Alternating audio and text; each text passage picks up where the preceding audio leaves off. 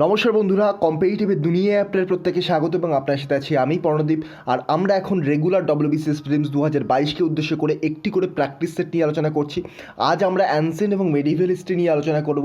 এই ancient, medieval history এবং প্রত্যেকটা সাবজেক্ট থেকে এই প্র্যাকটিস সেটগুলো যখন আলোচনা করা হয়ে যাবে, আপনার পরীক্ষায় দেখবেন ডিরেক্টলি আর ইনডিরেক্টলি কিছু কোশ্চেন এখান থেকে কিন্তু অবশ্যই কমন আসবে।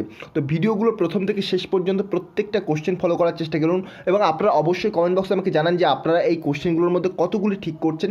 তাহলে আপনারা নিজেদের পজিশন কিন্তু বুঝতে পারবেন যে এই কোশ্চেনগুলো আপনি কতটা ঠিক করতে পারছেন, পরীক্ষায় আপনি কতটা ঠিক করতে পারবেন। দেখুন, পরীক্ষায় যদি এই কোশ্চেন ডিরেক্টলি না উঠে আসে, পরীক্ষায় কিন্তু এই টাইপেরই কোশ্চেন থাকবে। আমি প্রিভিয়াস ইয়ার্স কোশ্চেন, বিভিন্ন রকমের মক টেস্ট প্রভৃতি অ্যানালিসিস করেই কিন্তু এই এমসিকিউ সিটগুলো তৈরি করছি।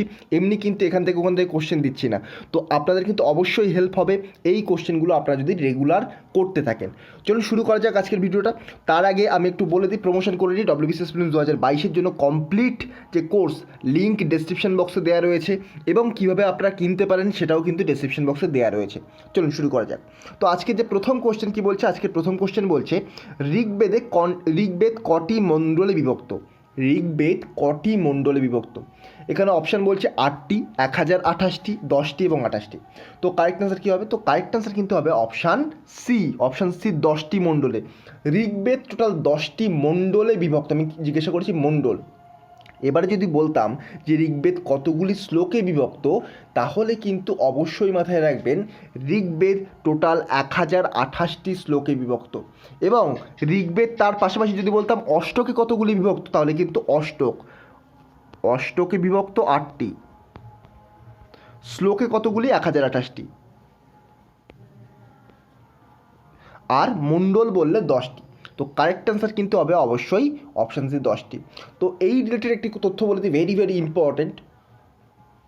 ঋগ্বেদের এই যে শ্লোকগুলো 1028টি যে শ্লোক, এই শ্লোকগুলো যারা আবৃত্তি করতেন তাদেরকে কিন্তু বলা হতো হোত্রী। এগুলো ডব্লিউবিসিএস ম্যানুয়ালে আপনারা পেয়ে যাবেন, একদম সম্ভবত ফার্স্টের দিকেই রয়েছে। এগুলো ডব্লিউবিসিএস ম্যানুয়ালে আপনারা পেয়ে যাবেন, খুব সুন্দরভাবে এখানে দেওয়া রয়েছে। তো হোত্রী বলা হতো তাদেরকে, এগুলো ইম্পর্ট্যান্ট।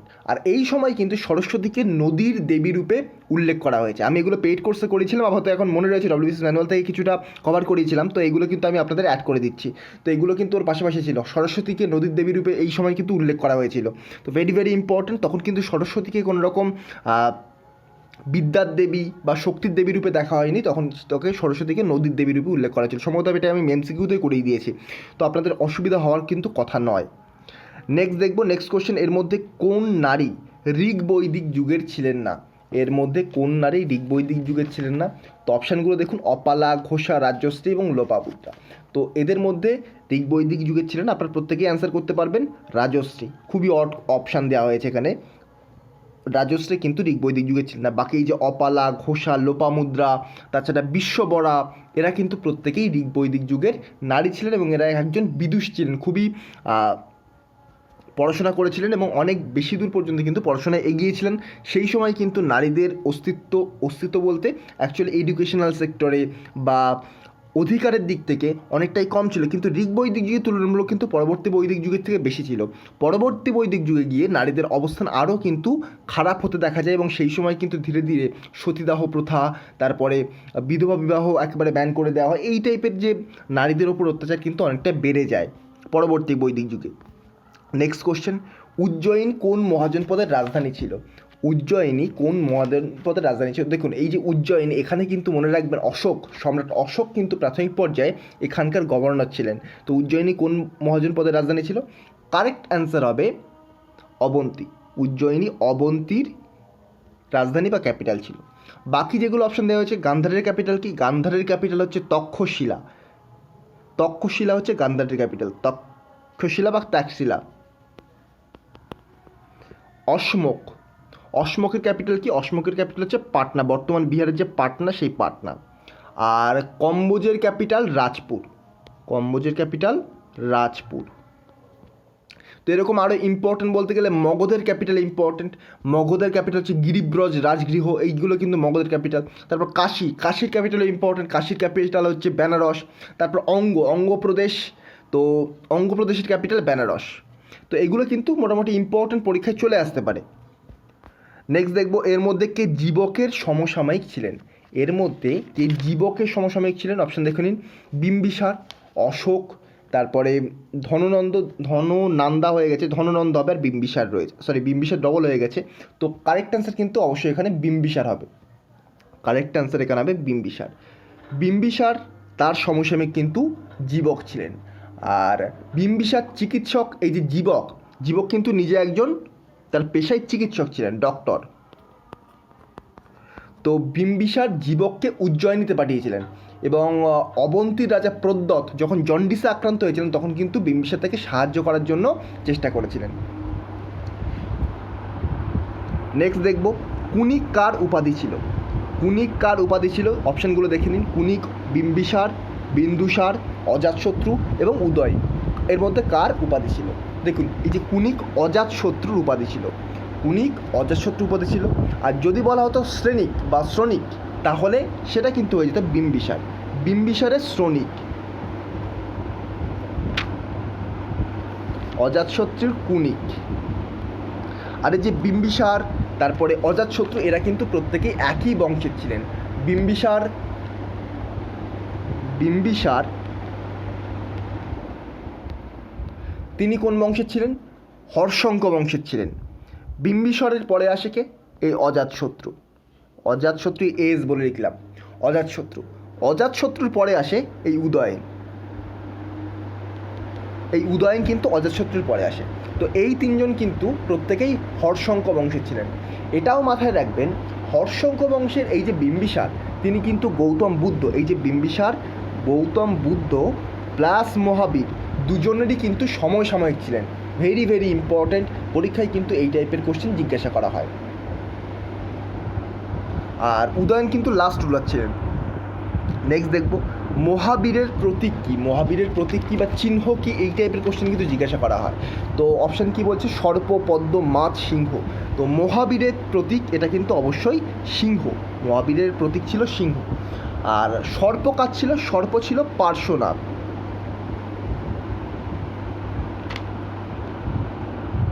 সর্প ছিল পার্শ্বনাথের প্রতীক। মাথায় রাখবেন, তিনটে মাথায় রাখতে হবে, ঋষভনাথ, পার্শ্বনাথ এবং মহাবীর। ঋষভনাথের কিন্তু ছিল ষাঁড়। ষাঁড় ছিল কি? ঋষভ মানে কি? ষাঁড়, বৃষ। তো ঋষভনাথের ষাঁড়। আর পার্শ্বনাথের ছিল সর্প বা সাপ। আর সিংহ ছিল মহাবীরের। এই তিনটে একটু মনে রাখার চেষ্টা করবেন, ইম্পর্টেন্ট, পরীক্ষায় কিন্তু দিয়ে দিতে পারে। এর মাঝেরগুলো দেওয়ার চান্স খুবই কম থাকে, তবে এইগুলো কিন্তু দিয়ে দিতে পারে, কারণ এই তিনটেই সবচেয়ে বিখ্যাত। এই যে জৈন ধর্মের ক্ষেত্রে তিনজন বিখ্যাত ব্যক্তি, তো এদের নাম কিন্তু আসতে পারে। নেক্সট, দীপবংশতে কোন রাজ্যে বুদ্ধ ধর্মের বিস্তারের উল্লেখ রয়েছে? আপনারা জানেন দীপবংশ, মহাবংশ এগুলোর মধ্যে কোনটিতে বুদ্ধ ধর্মের বিস্তারের উল্লেখ রয়েছে? তো কোন রাজ্যে বা কোন দেশে বুদ্ধ ধর্মের বিস্তারের উল্লেখ রয়েছে? তো কারেক্ট অ্যান্সার কী হবে? কারেক্ট অ্যান্সার কিন্তু এখানে মায়ানমার হবে অপশানটা। মালদ্বীপ, শ্রীলঙ্কা, নেপাল, এর মধ্যে কারেক্ট অ্যান্সার হবে শ্রীলঙ্কা। এই যে দীপবংশ, মহাবংশ এগুলো কিন্তু অশোকের আমলে। তো অশোক সিংহল বা শ্রীলঙ্কায় তার ছেলে এবং তার মেয়েকে কিন্তু পাঠিয়েছিল। তো শ্রীলঙ্কাতে দীপবংশ এবং মহাবংশ এদের পরিচয় পাওয়া যায়। বুদ্ধ ধর্ম শ্রীলঙ্কাতে বিস্তার লাভ করে এবং তার পরিচয় কিন্তু এই দীপবংশ থেকে পাওয়া যায়, মহাবংশ থেকে পাওয়া যায়। তো এগুলো ইম্পর্টেন্ট। এখান থেকে একটি পয়েন্ট আমার ইম্পর্টেন্ট মনে পড়ে গেল, অশোকের যে শিলালিপি কে উদ্ধার করেন? 1837 সালে জেমস প্রিন্সেপ। এটা আমি প্রিভিয়াস ইয়ার্সে দেখছিলাম আজকে। জেমস প্রিন্সেপ 1837-এ অশোকের শিলালিপি কিন্তু পাঠোদ্ধার করেন। Very very important. আর যে ধর্মোপদেশ সেগুলো কিন্তু ব্রাহ্মী লিপিতে এবং পালি এবং প্রাকৃত দুটো ভাষাতেই কিন্তু লেখা হয়েছিল। এমনটা বলা যায় না যে প্রাকৃত বা পালি যে কোনো একটি ভাষায় লেখা হয়েছিল। আর অশোকের আরেক নাম দেবনাম প্রিয়দর্শী, ইম্পর্ট্যান্ট। তো এরপরের কোশ্চেন দেখে নেবো। নেক্সট কোশ্চেন কী বলছে? নেক্সট কোশ্চেন বলছে দেবভূতি কোন বংশের শাসক ছিলেন? দেবভূতি কোন বংশের শাসক ছিলেন? অপশানগুলো দেখুন, শুঙ্গ, কানহ, তারপর সাতবাহন আর ব্যাক্ট্রিয়। তো কারেক্ট অ্যান্সার দেবভূতি কিন্তু শুঙ্গ বংশের শাসক ছিলেন। দেবভূতি শুঙ্গ বংশের শেষ রাজা। শুঙ্গ বংশের প্রতিষ্ঠাতাকে? শুঙ্গ বংশের প্রতিষ্ঠাতা হচ্ছেন পুষ্যমিত্র শুঙ্গ। শুঙ্গ বংশের প্রতিষ্ঠাতা পুষ্যমিত্র শুঙ্গ। পুষ্যমিত্র শুঙ্গের পরে কে আসে? অগ্নিমিত্র। আর তারপরে আসে এই যে দেবভূতি, তারপরে আসে এই দেবভূতি। তো দেবভূতি কিন্তু শুঙ্গ বংশের রাজা। কান্য বংশ অ্যাকচুয়ালি অতটা ইম্পর্টেন্ট নয়, জাস্ট এটা মনে রাখতে হয়। কান্য বংশের সূচনা কে করেন? দেবভূতির মন্ত্রী বাসুদেব কান্য কিন্তু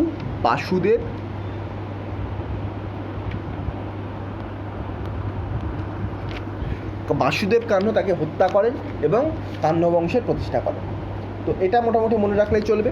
আর সাতবাহন বংশ তো খুবই ইম্পর্টেন্ট একটি বংশ, রাজবংশ। সাতবাহন বংশের প্রতিষ্ঠাতাকে, সাতবাহন বংশের প্রতিষ্ঠাতা হচ্ছে শিমুক ছিলেন সাতবাহন বংশের প্রতিষ্ঠাতা। তারপরে আসে কৃষ্ণ, কিন্তু সবচেয়ে গুরুত্বপূর্ণ রাজা সাতবাহন বংশের হচ্ছেন গৌতমীপুত্র সাতকর্ণী হচ্ছেন সাতবাহন বংশের শ্রেষ্ঠ রাজা। পরীক্ষায় কিন্তু এখান থেকে কোশ্চেন আসে।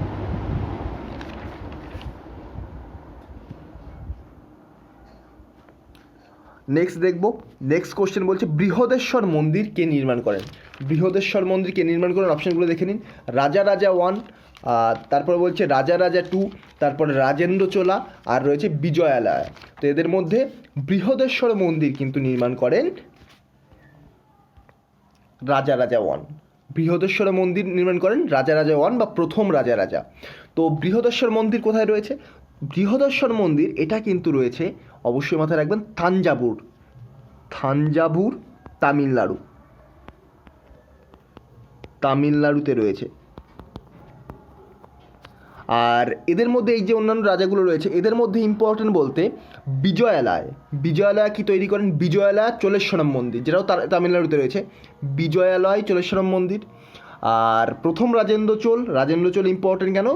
তার নাম হচ্ছে গঙ্গাইকোন্ডা চোলাপুরম, বা বৃহদেশ্বর মন্দির পরবর্তী নাম গঙ্গাইকোন্ডা চোলাপুরম তিনি নির্মাণ করেন। কোথায়? গঙ্গাইকোন্ডা চোলাপুরমে। ইম্পর্টেন্ট। আর এখান থেকে মোটামুটি এগুলো ইম্পর্টেন্ট। আর এরা কোন বংশের? এরা কিন্তু চোল বংশের রাজা ছিলেন, প্রত্যেকেই কিন্তু চোল বংশের রাজা ছিলেন। নেক্সট, হিতোপদেশ এর মধ্যে কার রচনা? অপশানগুলো দেখুন, সোমদেব, বিলহন, বাণভট্ট এবং রাজশেখর। তো হিতোপদেশের মধ্যে কিন্তু সোমদেবের রচনা, সোমদেবের হিতোপদেশ ছাড়াও সোমদেব কিন্তু আরও খুবই গুরুত্বপূর্ণ একটা রাইটিং লেখেন, তার নাম হচ্ছে কথা সরিৎ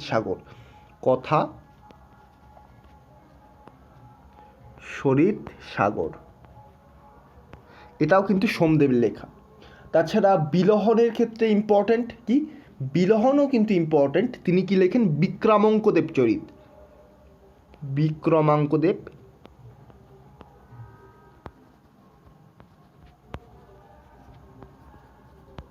বিক্রমাঙ্কদেব চরিত লেখেন কে? বিলহন। বাণভট্ট ইম্পর্টেন্ট কি? অষ্টহৃদয় লেখেন বাণভট্ট। তাছাড়াও বাণভট্ট কত কিছু ইম্পর্টেন্ট লেখেন। রাজশেখর বাল রামায়ণ লেখেন। তো মোটামুটি এগুলো ইম্পর্টেন্ট। হিতোপদেশটা ইম্পর্টেন্ট ছিল, কথা সরিৎ সাগর এগুলো ইম্পর্টেন্ট ছিল, বিলহনটা ইম্পর্টেন্ট ছিল। নেক্সট, দিল্লি সুলতানি যুগে সামরিক অঞ্চলগুলি কী নামে পরিচিত ছিল? এটাও কিন্তু ইম্পর্টেন্ট কোশ্চেন। আর ডিরেক্টলি এই কোশ্চেনটাই আসেনি, কিন্তু এই রিলেটেড কোশ্চেন কিন্তু এসছে। দিল্লি সুলতানি যুগে সামরিক অঞ্চলগুলো কী নামে পরিচিত ছিল? কারেক্ট আনসার কী হবে? ইকতা, শিখ, পরগনা, গ্রাম। এদের মধ্যে কারেক্ট আনসার অবশ্যই হবে ইকতা হলো দিল্লি সুলতানি যুগে সামরিক অঞ্চলগুলি এই নামে পরিচিত ছিল। তো মাথায় রাখবেন, সামরিক অঞ্চলগুলি ছিল ইকতা নামে। তো এই যে ইকতা, অনেকগুলো ইকতা নিয়ে একটা বৃহৎ প্রদেশ কিন্তু গঠন করা হতো। শিখ কি? শিখ হচ্ছে কতগুলি প্রদেশকে নিয়ে শিখ বা জেলাতে বিভক্ত করা হতো। প্রদেশগুলোকে নিয়ে শিখ বা জেলাতে বিভক্ত করা হতো। শিখের যে প্রধান তাকে বলা হতো শিকদার। পরগনা কি? শিখগুলো আবার পরগনাতে বিভক্ত ছিল, আবার পরগনাগুলো আবার গ্রামে বিভক্ত ছিল। তাহলে কীভাবে ভাগ হচ্ছে? প্রথমে আছে ইকতাগুলো শিখে বিভক্ত, শিখ পরগনাতে এবং পরগনা গ্রামে বিভক্ত। এগুলো একটু মাথায় রাখবেন। দিল্লি সুলতানের যুগে কিন্তু এরকমভাবে ভাগ করা ছিল। নেক্সট, সুলতানের যে খাস জমি তাকে কি বলা হতো? অপশন দেখুন, খালিশা, ইনাম, ইকতা, জামিন। তো কারেক্ট আনসার হবে খালিশা। সুলতানের খাস জমি তাকে বলা হতো খালিশা। ইনাম কি? ইনাম হচ্ছে অ্যাকচুয়ালি ধর্মগুরু বা যে কোনো একটা ধর্মীয় স্থানকে যে জমি দান করা হতো তাদের বলা হতো ইনাম। আরেকবার রিপিট করছি, খালিশা হচ্ছেন সুলতানের খাস জমি, ইনাম হচ্ছে বিভিন্ন ধর্মগুরু, তারপরে যে ধর্মীয় স্থান তার উদ্দেশ্যে যে দান করা হচ্ছে যে জমিটাকে, সেটাকে বলা হতো ইনাম। আর ইকতা তো বললাম, ইকতা সাধারণত এই অভিজাত বর্গ, খুবই বড় বড় বংশকে সাধারণত কিন্তু এই ইকতা দেওয়া হতো। নেক্সট, এদের মধ্যে কে চৌসার যুদ্ধে যোগদান করেছিলেন? চৌসার যুদ্ধে এদের মধ্যে কে যোগদান করেছেন? অপশান দেখুন, হুমায়ুন, শেরশাহ, আকবর, আর অপশান 1 and 2। তো কারেক্ট অ্যান্সার কী হবে এখানে? অপশান 1 and 2, শেরশাহ এবং হুমায়ুন দুজনেই কিন্তু এই চৌসার যুদ্ধে যোগদান করেছিলেন। তো চৌসার যুদ্ধ কত সালে হয় সেটাও মোটামুটি ইম্পর্টেন্ট, তো আমরা এক্ষুনি আলোচনা করব চৌসার যুদ্ধ কত সালে হয়। তার পাশাপাশি আমাদের এটাও কিন্তু দেখতে হবে কনৌজের যুদ্ধ বা বিলগ্রামের যুদ্ধ কত সালে হয়। এবং চৌসার যুদ্ধ, এই যুদ্ধ কিন্তু হয় 1539। চৌসার যুদ্ধ হয় 1539 সালে শেরশাহ তার সাথে এই হুমায়ুনের। তারপরে হয় 1540 সালে, 1540 সালে বিলগ্রামের যুদ্ধ বা কনৌজ, কনৌজ বা এনএনও কোথাও দেওয়া হয়। তো 1540 সালে বিলগ্রাম বা কনৌজের যুদ্ধ। আর এই দুটো যুদ্ধতেই কিন্তু শেরশাহ জয়লাভ করেন, আর হুমায়ুন কিন্তু দুটো যুদ্ধেই পরাজিত হয়ে যান। তবে চৌসার যুদ্ধে প্রথম যুদ্ধে পরাজিত হওয়ার একটা প্রধান কারণ ছিল হুমায়ুনের, সেই সময় কিন্তু প্রচণ্ড বৃষ্টি হচ্ছিল। তো বৃষ্টিতে এই হুমায়ুনের সমগ্র যে ক্যাম্প সম্পূর্ণ কিন্তু ধুয়ে মুছে একেবারে সাফ হয়ে যায়। তার ফলে শেরশাহকে বিশেষ কিছু কষ্ট করতেই হয়নি এই চৌসার যুদ্ধে হুমায়ুনকে পরাজিত করার জন্য। কিন্তু এই যে নেক্সট যুদ্ধ, কনৌজের যুদ্ধ বা বিলগ্রামের যুদ্ধে, এখানে কিন্তু শেরশাহ একটু কঠিন হয়েছিল এই হুমায়ুনকে পরাজিত করার কারণ মুঘল সম্রাট ছিলেন হুমায়ুন, আর মুঘলদের তো বিরাট একটা আর্মি ছিলেন, আপনারা প্রত্যেকেই জানেন। নেক্সট, জাহাঙ্গীর কোন শিখ গুরুকে প্রাণদণ্ড দেন? Option A Guru Arjun, option B Ramdas, option C Nanak এবং অপশান ডি গোবিন্দ বা গুরু গোবিন্দ সিং। তো কারেক্ট অ্যান্সার, জাহাঙ্গীর কিন্তু গুরু অর্জুনকে জাহাঙ্গীর প্রাণদণ্ড দেন। আর এই যে গুরু অর্জুন দেব, তিনি 5th শিখ গুরু ছিলেন। গুরু অর্জুন দেব 5th বা পঞ্চম শিখ গুরু ছিলেন।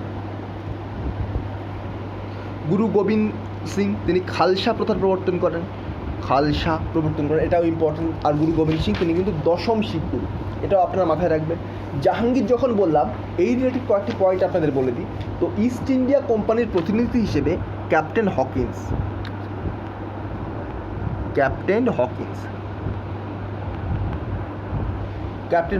কত সালে? 1608 সালে জাহাঙ্গীরের দরবারে আসেন। তাছাড়াও 1615 সালে ইস্ট ইন্ডিয়া কোম্পানির পক্ষ থেকেই স্যার টমাস র,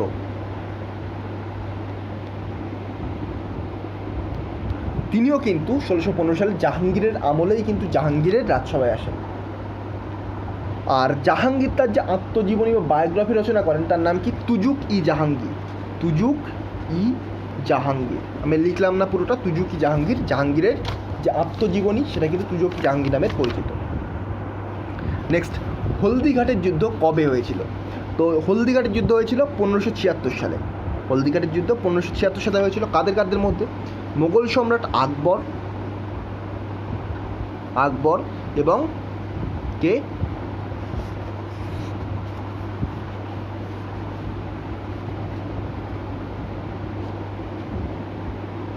মহারানা প্রতাপ। তিনি কিন্তু মেবারের ছিলেন। মেবারের রাজা মহারানা প্রতাপ এবং আকবরের মধ্যেই কিন্তু এই হলদিঘাটের যুদ্ধ হয়েছিল। এখানে মহারানা প্রতাপ কিন্তু পরাজিত হন। তো এখানে আপনাদের কাছে আমি একটি কোশ্চেন করব, মহারানা প্রতাপের ঘোড়ার নাম কী ছিল? মহারানা প্রতাপের এই ঘোড়া যদি না থাকতো, মহারানা প্রতাপ কিন্তু এই যে হলদিঘাটের যুদ্ধ থেকে আর বেঁচে ফিরতে পারতেন না।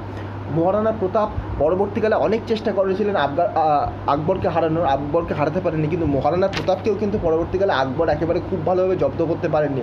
আকবর মহারানা প্রতাপকে একটি যুদ্ধে না পেয়ে সেখানকার সমগ্র মানুষকে কিন্তু একেবারে তার যে মহারানা প্রতাপের সমগ্র যে সাধারণ মানুষ ছিল তার এরিয়াতে সবাইকে কিন্তু হত্যা করেন আকবর। তো আকবরকে কিন্তু মোটেই মহান রাজা বলা যায় না, বিভিন্ন পার্সপেক্টিভ থেকে যদি দেখা যায়। তো এগুলো কিন্তু কন্ট্রোভার্সিয়াল টপিক একটা, এবং এখান থেকে কিন্তু বিভিন্ন রকমের তথ্য উঠে আসে, এবং যারা অ্যাকচুয়ালি হিস্ট্রিতে অনার্স করে তারা কিন্তু এই তথ্যগুলোকে খুবই এনজয় করে থাকে, বা হিস্ট্রিতে যারা MA করছে তারা কিন্তু এই তথ্যগুলো খুবই এনজয় করে থাকে। তো এগুলো খুবই ইন্টারেস্টিং একটা ফ্যাক্ট, যদি আপনারা ডেপথে আলোচনা করেন, বা আপনারা যদি কোনোদিন ইউপিএসসি প্রিপারেশন যারা নেবেন তাদের তো একটু ডেপথে গিয়ে পড়তে হয়, তখন কিন্তু এই তথ্যগুলো আপনাদের সামনে উঠে আসবে। দেখবেন খুবই ভালো লাগবে। হিস্ট্রি পড়ার একটা আলাদা মজা রয়েছে, স্পেশালি মেডিভেল হিস্ট্রি। তো এই ছিল আজকের কিছু ইম্পর্টেন্ট এবং এক্সপেক্টেড কোশ্চেন। যদি ভিডিওটা ভালো লেগে থাকে, এই ধরনের ভিডিও রেগুলার পাওয়ার জন্য চ্যানেলটিকে সাবস্ক্রাইব করুন এবং পাশে থাকা বেল আইকনটিকেও কিন্তু প্রেস করতে ভুলবেন না। চলুন আজকের মতো গুড বাই। নেক্সট ভিডিওতে আপনার সাথে আবার দেখা হবে। Thank you.